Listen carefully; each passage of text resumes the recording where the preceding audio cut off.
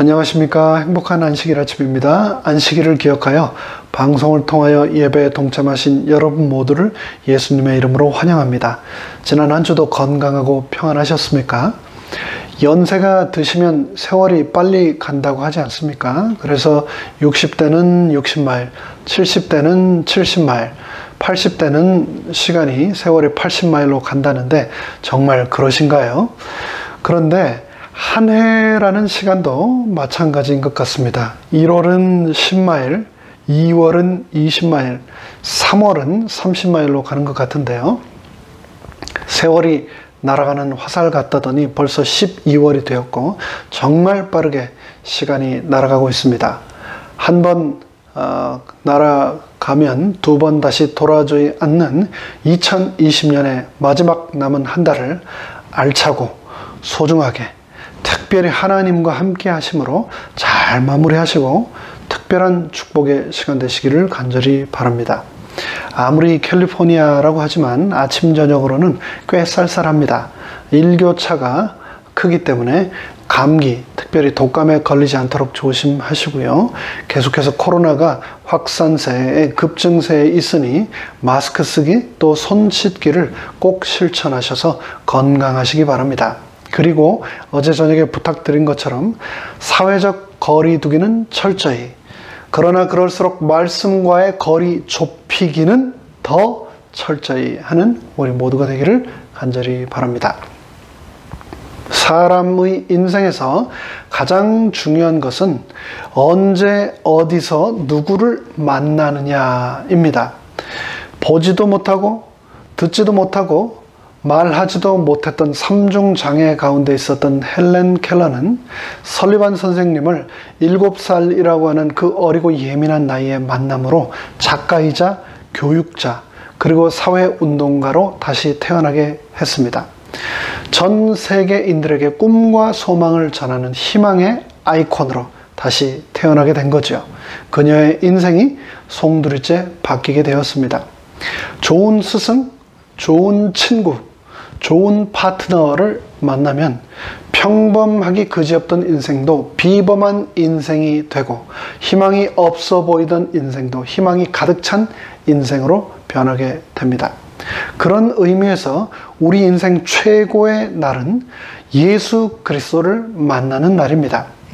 매 안식일 하나님의 말씀을 준비하여 선포하는 저의 간절한 바람은 오늘이 바로 여러분에게 바로 그런 날이 되기를 바라는 것입니다.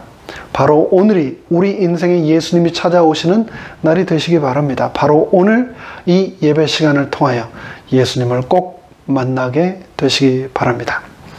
예수님께서는 우리 각자의 인생에 찾아오시는 스토리가 다 다른데요.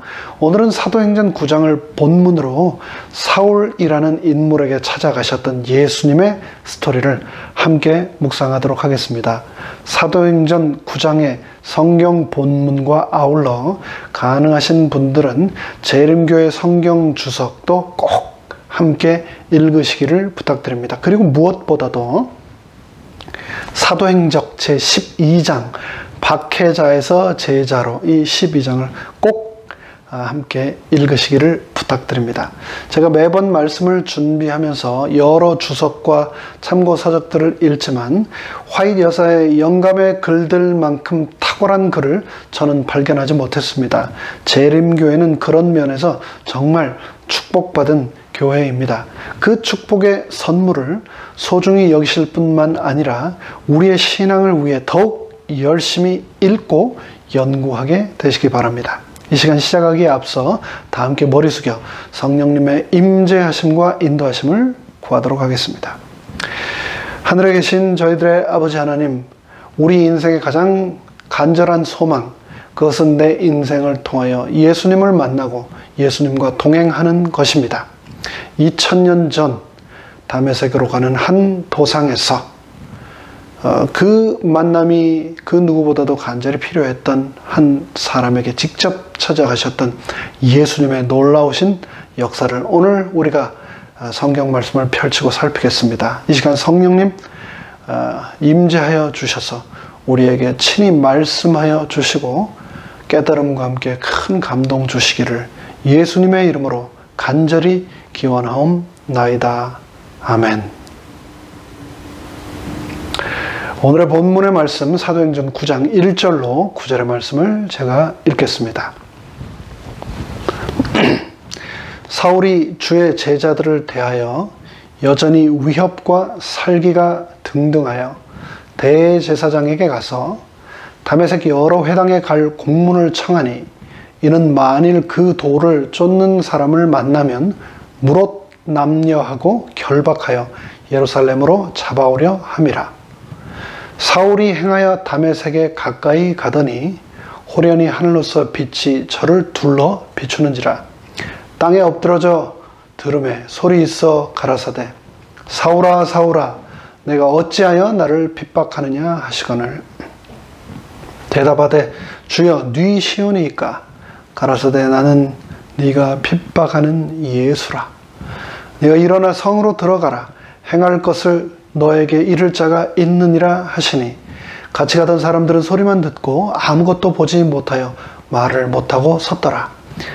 사울이 땅에서 일어나 눈은 떴으나 아무것도 보지 못하고 사람의 손에 끌려 다메섹으로 들어가서 사흘 동안을 보지 못하고 식음을 전폐하니라.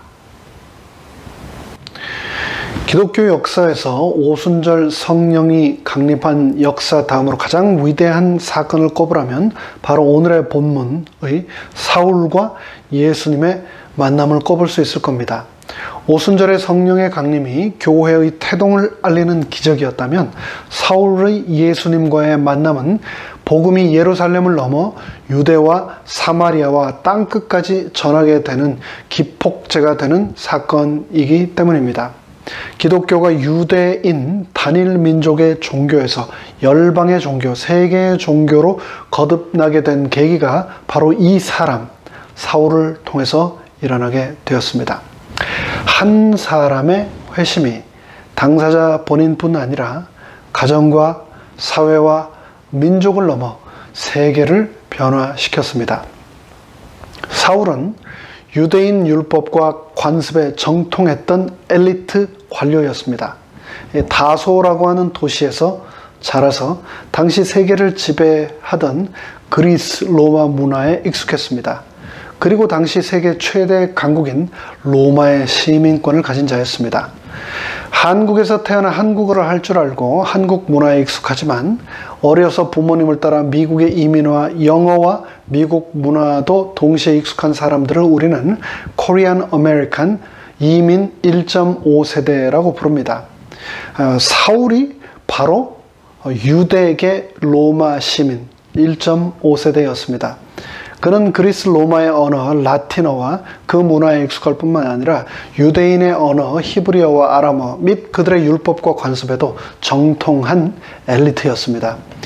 당대 최고의 석학이라는 가말리알 문하에서 수학하기 위해서 12살 때부터 예루살렘으로 보내졌고 그곳에서 최고의 스승으로부터 사사를 받은 수제자였습니다. 그는 자신에 대하여 빌립보서에서 다음과 같이 말했습니다. 내가 8일 만에 할례를 받고 이스라엘의 족속이요 베냐민의 지파요 히브리인 중에 히브리인이요 율법으로는 바리새인이요 열심으로는 교회를 핍박하고 율법의 의로는 흠이 없는 자로라.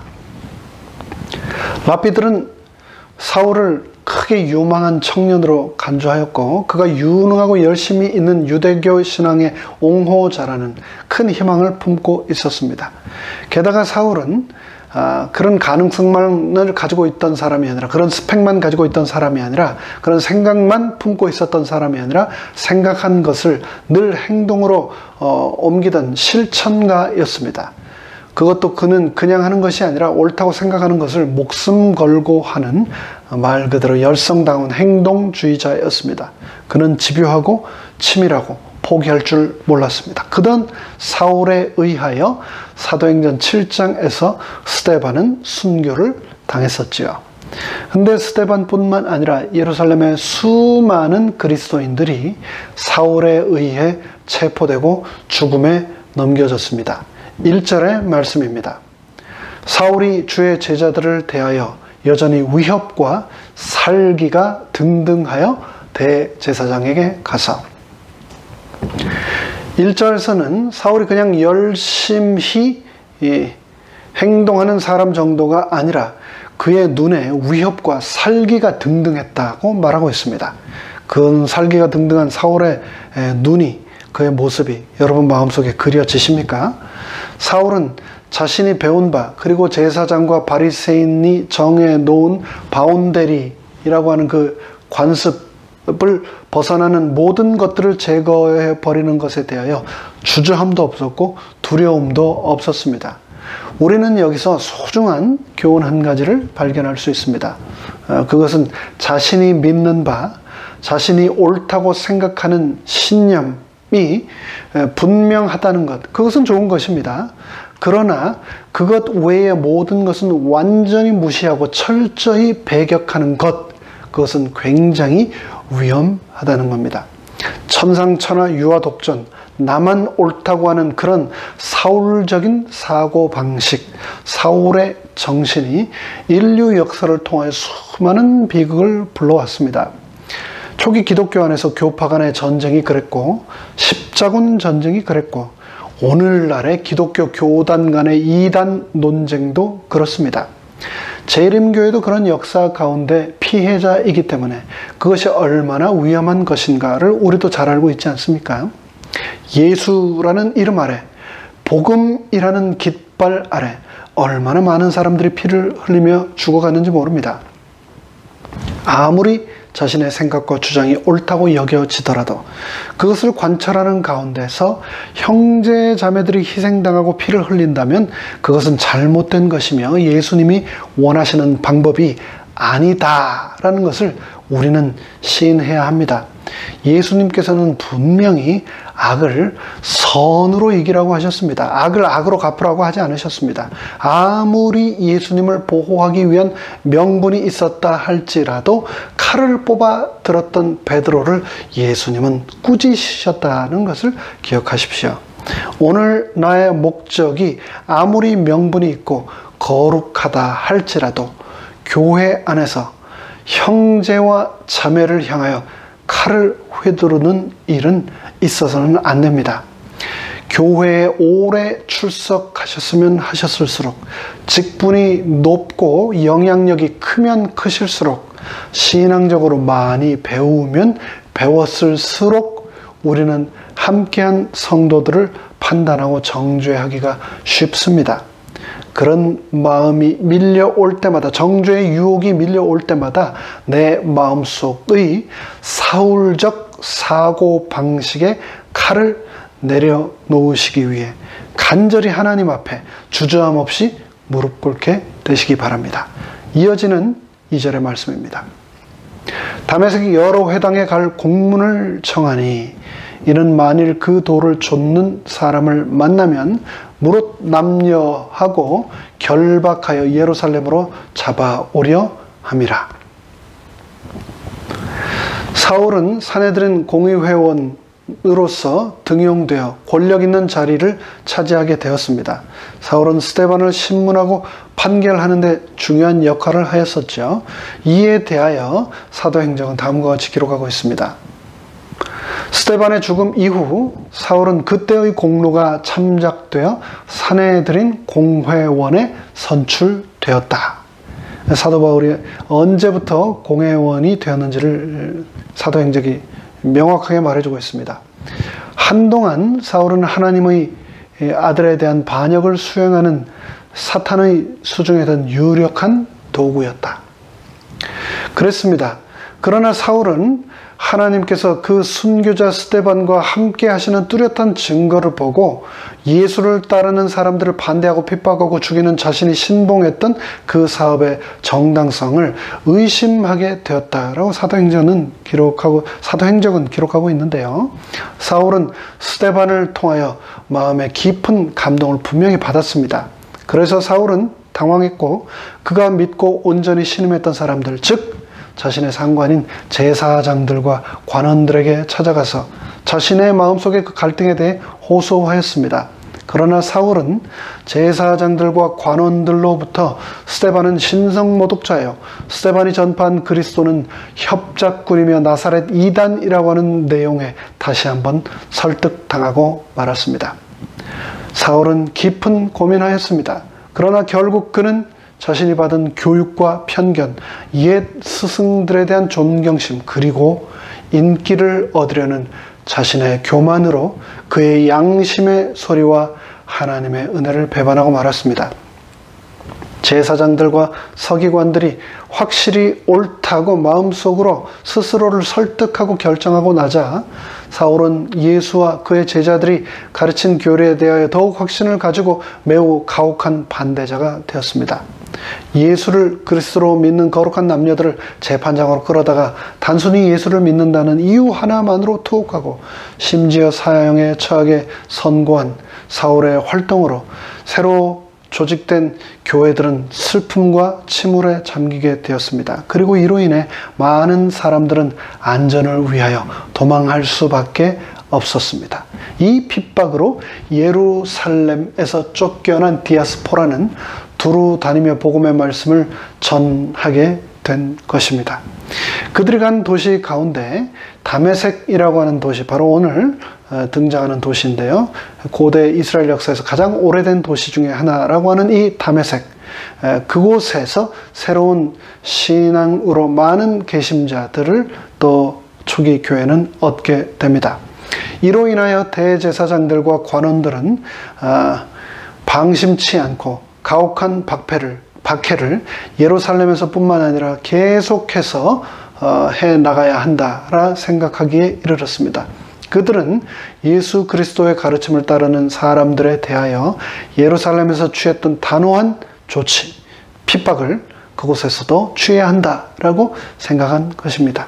그런데 그들이 다메섹에서 하기를 바랬던 그리스도인들에 대한 이 가혹한 박해의 계획을 사울이 실천하겠다고 제사장들에게 제안한 겁니다. 사울은 그 공문을 가지고 만일 예수를 따르는 사람을 만나면 물론 남녀하고 남자든 심지어 여자들까지 봐주지 않고 결박하여 예루살렘으로 내가 다 잡아오겠습니다 라고 대제사장들에게 약속하고 체포권을 받게 되었습니다. 이와 같이 대제사장들의 권세를 위임받은 다수 사람 사울은 건장한 힘, 활력, 그리고 그의 젊음, 그릇된 열심을 가지고 다메섹을 향했습니다. 3절입니다. 사울이 행하여 다메섹에 가까이 가더니 호련히 하늘로서 빛이 저를 둘러 비추는지라. 근데 그 여정에서 사울의 삶의 방향을 전환시킨 특별한 사건이 일어났습니다. 그 잊지 못할 여행길의 마지막 날 정오에 사울 일행은 인근 산에서 흘러내리는 시원한 시냇물과 비옥한 땅, 그리고 아름다운 전원과 과실이 풍부한 과수원들이 다 보이는 곳에 이르렀습니다. 황량한 황무지를 오랫동안 여행한 후라 그와 같은 광경은 참으로 상쾌했습니다. 그렇게 사울이 그의 일행들과 함께 비옥한 평야와 함께 아름다운 성읍을 경탄하면서 바라보고 있을 때에 갑자기 너무나 밝아서 인간의 눈으로는 감당할 수 없는 큰 빛이 사울과 그의 일행들을 둘러 비추었습니다. 여기서 홀련히라고 하는 말은 영어로 suddenly, 즉 갑자기, 뜻밖에라고 하는 단어인데요. 사울에게 전혀 예기치 못했던 사건이 일어난 겁니다. 사울은 자신의 인생이 항상 스케줄에 의해서 정확히 진행되는 삶을 살던 사람이었습니다. 그는 아주 어려서부터 자신의 인생의 마스터 플랜이 세워져 있었고 그 인생의 계획대로 차근차근 하나씩 이루어가는 그런 성취의 삶을 살아가고 있었던 자였습니다. 출생 때부터, 그리고 자라서 이스라엘 최고의 스승 가말리엘 문화에서 사사를 받을 때뿐 아니라 이후에 종교계에 진출하여 정통 엘리트 코스를 밟아 유대 최고의 관료 집단의 최연소의 나이로 등극하기까지 모든 스텝마다 최연소라고 하던 그 딱지를 꼬리표를 달고 가면서 성취를 하던 그에게 예기치 못했던 사건이 일어난 겁니다. 다메섹 도상에서 호련히 말 그대로 suddenly 한 빛의 덩어리가 그를 후려쳐서 땅바닥에 쓰러뜨린 겁니다. 그 빛은 태초에 천지를 창조하셨던 분의 빛, 빛이 있으라 명령하심으로 지구가 충만해졌던 그 빛이었습니다. 그분의 임재가 지금 사울을 찾아온 것입니다. 그러자 평생을 고집과 자기 위선에 사로잡혀 갇혀있던 사울이 순식간에 무너졌습니다. 이를 통해서 우리는 중요한 사실을 또 한 가지 발견할 수 있습니다.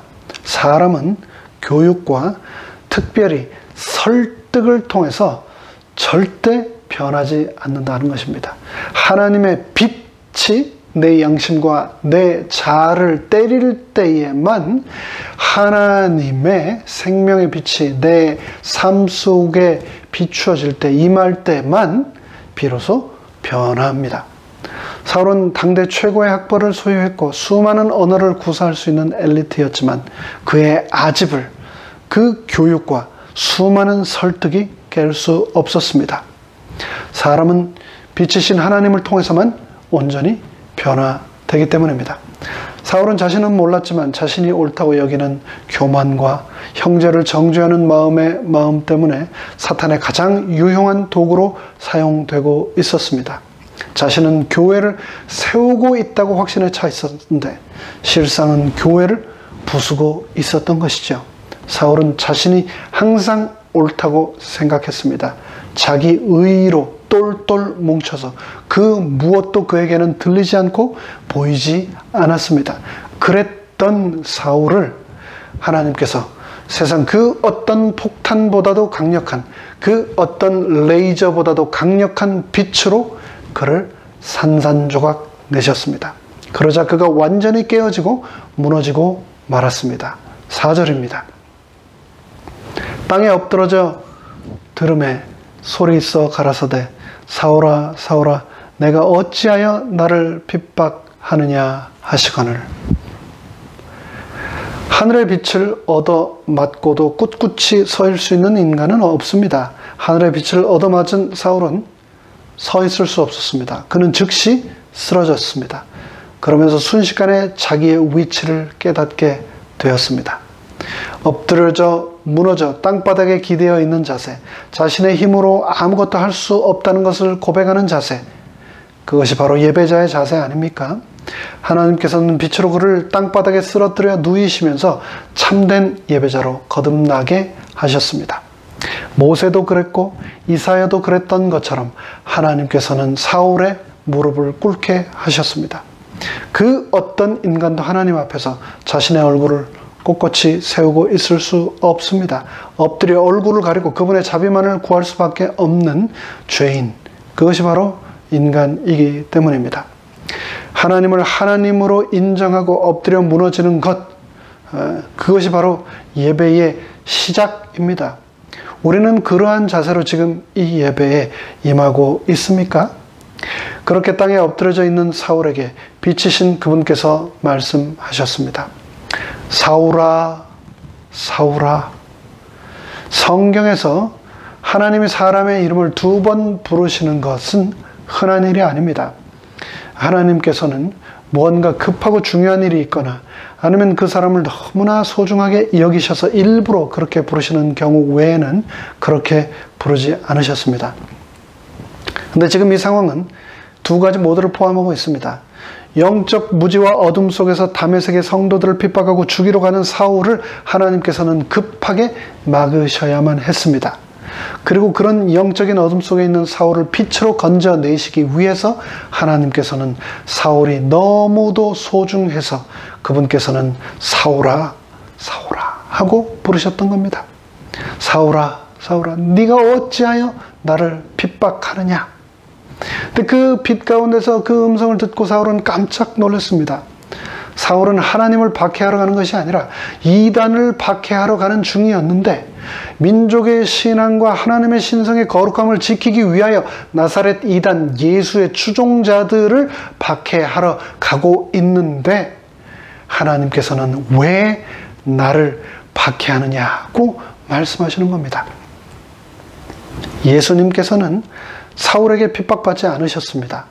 그러나 성도들이 받는 핍박이 곧 자신이 받는 핍박이라고 하시면서 성도들의 고난과 순교를 자신에게 하는 것으로 동일시 하시며 사울에게 말씀하셨습니다. 교회의 머리이신 예수님께서는 몸된 성도들의 고통을 자신의 고통이라고 말씀하신 겁니다. 우리는 원하든 원하지 않던 간에 이미 영적인 전쟁 한가운데 있는 존재입니다. 그 영적인 전쟁에서 사탄이 나를 쓰러뜨리고 고소하고 핍박하고 죽이기 위해 자신이 할 수 있는 모든 방법을 다 동원합니다. 그럼에도 불구하고 안타깝게 내가 할 수 있는 일은 별로 없습니다. 그런데 그런 나를 위하여 나를 공격하는 사탄을 예수님께서는 그냥 보고만 있지 않으신다는 겁니다. 그런 순간 두려워하거나 그렇기 때문에 절망하지 마십시오. 마귀가 나를 건드리는 순간 그것은 예수님을 건드리는 것입니다. 내가 구원하기로 구별한 내 아들과 딸들을 공격하는 것은 곧 나를 공격하는 것이다. 예수님께서는 그렇게 말씀하셨습니다. 그리고 예수님께서 나를 위하여 사탄을 대항하여 싸우십니다. 사탄의 오른팔이 되어 사울이 교회를 핍박하자 예수님께서는 사울을 쓰러뜨리신 겁니다. 5절입니다. 대답하되 주여 네 시오니까 가라사대 나는 네가 핍박하는 예수라. 사울은 망치로 얻어맞은 듯 했습니다. 나는 바로 네가 핍박하는 예수라. 그리고 그는 즉시 깨달았습니다. 아, 예수님이 하나님이셨구나. 사울은 하늘이 무너져 내리는 것 같았습니다. 자신이 평생 믿고 행해온 모든 것이 사탄의 속임수였음을 드디어 발견하게 된 겁니다. 사울은 그의 앞에 빛의 형상으로 서 계신 영광스러운 분께서 십자가에 못 박히셨던 예수님의 모습을 보았습니다. 그 상처받은 유대인의 영혼 위에 구주의 얼굴이 분명히 각인되어 있었습니다. 예수님의 말씀은 놀라운 힘으로 사울의 마음을 찔렀습니다. 사울의 어두운 마음 구석에 큰 빛이 비쳐 들어가 과거 생에 그의 무지와 과거 그리고 현재 그의 삶을 샅샅이 비추셨습니다. 사울은 비로소 자신이 예수님의 제자들을 박해함으로 실은 사탄의 일을 하고 있었다는 것을 깨닫게 되었습니다. 자신은 그것이 정의이며 자신은 그것이 하나님에 대한 충성이라고 생각했는데 그 모든 것들이 제사장들과 관원들에 대한 잘못된 맹신에 불과했음을 그는 비로소 깨닫게 된 것입니다. 관원들은 예수의 부활의 이야기는 제자들이 교묘히 날조한 것이라고 사울에게 말했습니다. 그리고 사울은 그들의 말을 믿었습니다. 그런데 예수께서 지금 사울 앞에 친히 나타나신 겁니다. 사울은 비로소 제자들의 주장이 진실임을 확인하게 되었습니다. 하늘의 빛이 비추이고 있는 그 시간, 사울의 마음은 놀랍도록 신속하게 움직였습니다. 사울은 자신이 평생 공부해온 구약 성경의 예언을 그제야 깨닫게 되었습니다. 모든 풀리지 않던 퍼즐들이 한 번에 맞아 돌아가기 시작했습니다. 성경의 유대인들에 의한 메시아 예수의 거절, 그의 십자가의 죽음, 부활, 그리고 승천을 선지자들을 통해 이미 예언하셨습니다. 하늘로부터 광명한 빛이 둘려 비치는 순간, 그 빛 가운데서 울려 퍼지는 예수님의 음성을 듣는 순간 사울은 성경의 그 모든 내용이 약속된 메시아, 바로 자신들이 십자가에 못 박아 죽인 예수님에 관한 것임을 깨닫게 되었습니다. 그 짧은 찰나의 순간 바울은 지난 몇 년간 근래에 예루살렘에서 일어났던 모든 일들이 성경에 예언된 일이었으며 그분이 바로 메시아였음을 알게 되었습니다. 그러면서 동시에 사울의 머릿속에는 얼마 전 순교한 스데반의 얼굴이 떠올랐습니다. 그리고 그가 죽으면서 마지막으로 남긴 설교가 떠올랐습니다. 스데반이 성령이 충만하여 하늘을 우러러 주목하여 하나님의 영광과 및 예수께서 하나님 우편에 서신 것을 보고 말하되 보라 하늘이 열리고 인자가 하나님 우편에 서신 것을 보노라 한대. 사울은 스데반이 돌에 맞아 죽기 전 실제로 하늘이 열리고 하나님 우편에 자신들이 못 박아 죽인 예수께서 서 계신 것을 사도 스데반 그가 보았던 것을 그제야 알게 되었습니다. 제사장들은 그 말이 신성 모독이라고 선언하였으나 이제 사울은 스데반의 모든 행동이 광신자의 미치광이적인 행동이 아니라 사실이었음을 알게 된 것입니다. 그 모든 것을 비로소 깨닫고 난 후 사울의 마음은 어땠을까요? 얼마나 큰 충격이었을까요? 예수님께서는 다메섹 도상에서 사울에게 처음 나타나셨지만 사실 예수님께서는 이전에 수없이 사울에게 나타나셨던 겁니다. 돌에 맞아 죽어가던 스데반을 통하여 예수님께서는 사울에게 나타나셨습니다. 죽어가는 스데반의 얼굴에 예수 그리스도의 영광이 반사되어 마치 그 얼굴이 천사의 얼굴과 같이 되었다고 사도행전 6장 15절은 기록합니다. 사울은 스데반의 얼굴에서 예수님께서 우리에게 보여주셨던 관용과 용서의 정신을 분명히 볼 수 있었습니다. 사울은 또한 자신이 고문하고 고통을 준 수없이 많은 그리스도인들이 보여준 꿋꿋함과 그 모든 고통을 기쁘게 감내하는 장면들을 통해서 그들의 얼굴을 통해서 예수님을 만날 수 있었습니다. 그들은 예수님 때문에 기꺼이 자신의 생명까지도 버렸지만 그들의 얼굴에서 두려움은 찾을 수 없었고 사울은 거기서 도리어 평화를 보게 되었습니다. 그랬던 그에게 다메섹 도상에서 예수님께서는 빛의 형상으로 다시 한번 나타나신 겁니다. 이제 사울은 더 이상 예수를 부인할 수 없었습니다. 거부할 수 없는 확신이 그의 마음에 밀려왔습니다. 사울은 자신이 빛 가운데서 만난 이 분이 바로 메시아시요 구주이심을 의심하지 않았습니다. 사울은 떨고 놀라면서 이제 내가 어떻게 해야 합니까? 라고 물었습니다. 그러자 망연자실하고 있던 사울에게 예수님께서는 다음과 같이 말씀하셨습니다. 6절입니다. 내가 일어나 성으로 들어가라. 행할 것을 너에게 이를 자가 있느니라 하시고, 예수님께서는 사울을 예루살렘으로 돌려보내지 않으셨습니다. 그리고 그 자리에서 심판으로 그를 죽이지도 않으셨습니다. 대신 예수님께서는 사울을 가던 길 계속해서 다메섹으로 인도하셨습니다. 예수님의 제자들을 박해하기 위해 다메섹으로 가던 사울이 예수님의 제자가 되어 그곳으로 가게 되었습니다. 그리고 자신이 평생 믿어오던 것들이 송두리째 무너져 버려 망연자실하고 있는 사울을 위해 예수님께서는 이미 새로운 계획을 가지고 그곳에 모든 것을 준비시켜 두셨던 겁니다. 행할 것을 너에게 이를 자가 있느니라. 하나님은 특별한 목적을 가지고 사울을 그곳까지 부르셨고 계속해서 그 목적을 성취하기 위하여 그 길을 인도하셨습니다. 우리도 마찬가지입니다. 내 인생이라고 하는 다메섹 도상에서 내가 평생 믿어오던 것들이 송두리째 무너져 내려 망연자실하고 있는 나를 위하여 예수님께서는 플랜 B를 가지고 계십니다. 예수님께서는 특별한 목적을 가지고 나를 이곳까지 인도하셨고 그 목적을 성취하시기 위하여 앞으로의 내 길도 함께 하신다고 약속하셨습니다. 7절 말씀입니다. 같이 가던 사람들은 소리만 듣고 아무도 보지 못하여 말을 못하고 섰더라. 같이 가던 사람들은 소리만 듣게 되었는데 그 소리가 무슨 의미인지 아무도 알아듣지 못했습니다.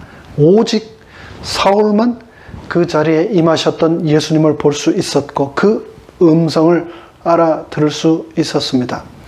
여기서 우리는 또 한 가지 중요한 영적 사실을 발견하게 됩니다.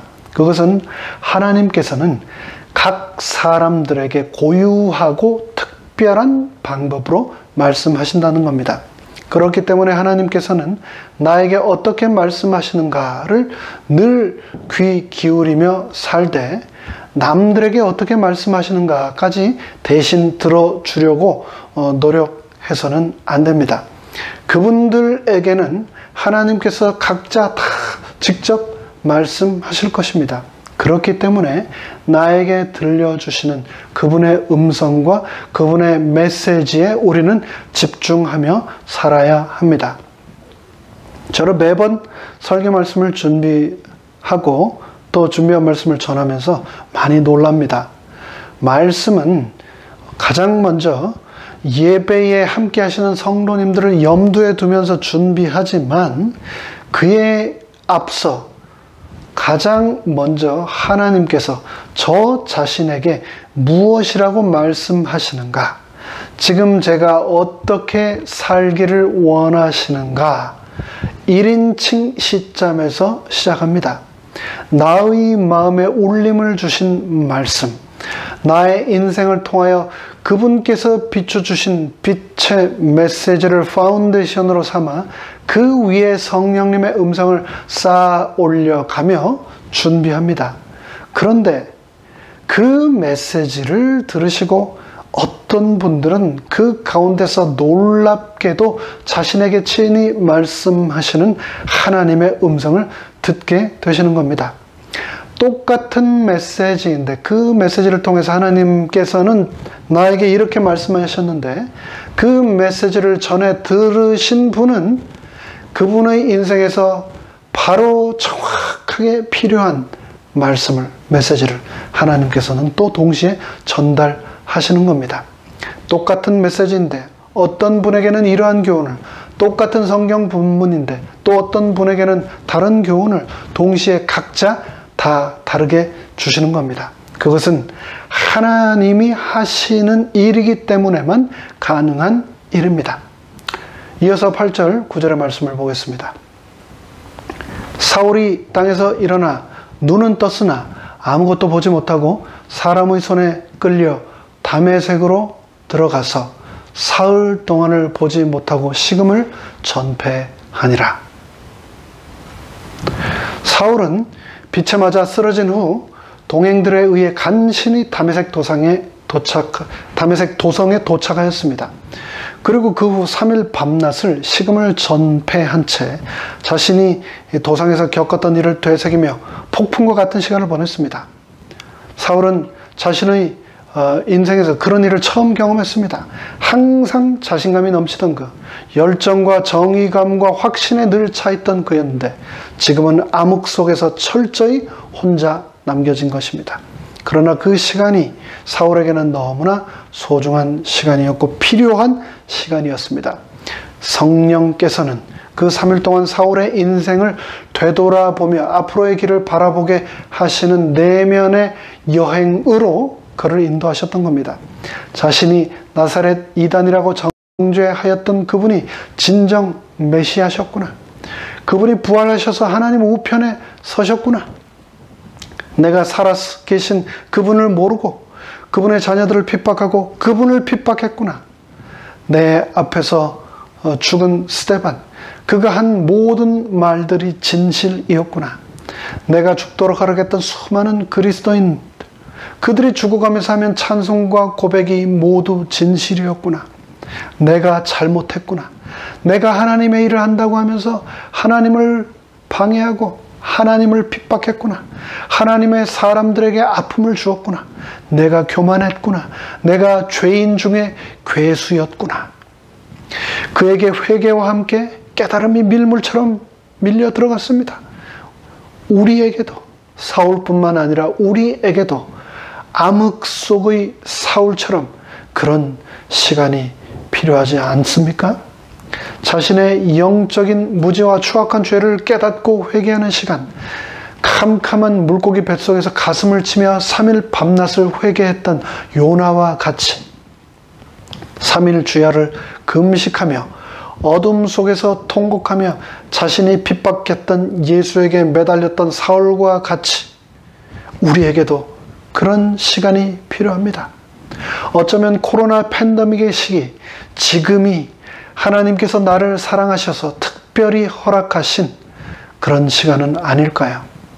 우리는 우리의 삶에서 기적과 축복을 원하지만 그에 앞서 우리는 우리의 옛 사람이 변하는 시간이 필요합니다. 그래야만 진정한 자유를 얻을 수 있다고 오늘의 본문은 말합니다. 사울은 철저하게 세워온 자신의 인생, 그리고 그 인생의 모든 계획을 내려놓고 그것을 예수님께 비로소 맡기게 되었습니다. 그러자 예수님께서 그의 인생의 새로운 마스터 플랜을 세우시고 인도해 주셨습니다. 내가 내 인생의 모든 계획을 내려놓고 예수님께 맡기면 사울에게 해 주셨던 것처럼 예수님께서 내 인생도 맡아 주시고 인도하여 주실 것입니다. 이제 사울은 세상에는 눈이 멀게 되었지만 천국에 대해서는 비로소 눈을 뜨게 되었습니다. 의심과 편견과 무지의 눈꺼풀이 모두 벗겨지고 비로소 메시아를 온전히 바라보게 되었습니다. 사울은 자신의 죄를 책망하시는 성령님의 능력에 자신을 완전히 굴복시켰습니다. 사울은 자신의 생애의 잘못들을 정확하게 보게 되었고 그러므로 복음의 원대한 요구들을 깨닫게 되었습니다. 이제 말씀을 마무리하겠습니다.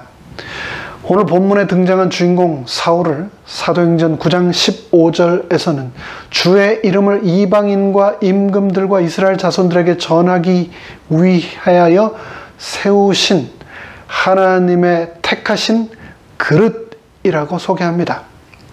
사울은 예수님을 다메섹 도상에서 만난 후 그분께 물었습니다. 내가 당신을 위하여 무엇을 하리까? 라고 그는 부르짖었습니다. 여러분은 여러분의 삶을 통하여 예수님께 내가 당신을 위하여 무엇을 하리까? 라고 기도드리고 계십니까? 예수님께서는 그렇게 기도하시는 여러분을 사울처럼 당신의 택하신 그릇으로 사용하실 것입니다. 사울 한 사람의 회심과 결심이 인류 전체에 엄청난 축복이 되었던 것처럼 나의 오늘의 이 결심이, 나의 이 순간의 헌신이 나와 함께한 모든 사람들에게 축복이 되기를 간절히 바라며 말씀을 마칩니다. 다 함께 머리 숙여 기도하시겠습니다. 하늘에 계신 저희들의 아버지 하나님, 다메섹과 같은 우리 인생의 길을 성공을 향하여 쉼 없이 질주하여 온 그 길에서 하나님께서는 나를 세우시고 태초의 천지를 창조하셨던 그 빛의 형상으로 나를 멈추어 무릎 꿇게 하시고 하나님께 진정한 예배자로 다시 태어나라고 지금 이 순간 말씀하고 계시지는 않습니까? 지난 내 생애를 되돌아보고 내가 참된 죄인이었고 내가 정말 죄인 중에 괴수였음을 사울처럼 깨닫게 하여 주시옵소서. 이 팬데믹의 시간이 요나가 물고기 뱃속에서 가슴을 치며 통회하였던 3일 밤낮과 같은 시간이 되게 하여 주시옵소서. 사울이 다메섹에서 골방에서 식음을 전폐하고 하나님께 울부짖었던 그러한 통회의 시간이 되도록 하나님, 나의 이 순간, 나의 이 시간을, 나의 이 여정을 주님 붙들어 주시고 은혜 베풀어 주시옵소서. 그래서 예수님을 만나게 하여 주시옵소서. 예수님을 만남으로 내 인생이 완전히 변화되게 하여 주시옵소서. 내 인생이 저주와 죽음을 향한 길이 아니라 축복과 은혜와 저 천국 영생을 향한 바른 길을 향한 여정이 되도록 축복하여 주시옵소서. 모든 말씀 예수 그리스도의 이름으로 간절히 축원하옵나이다. 아멘.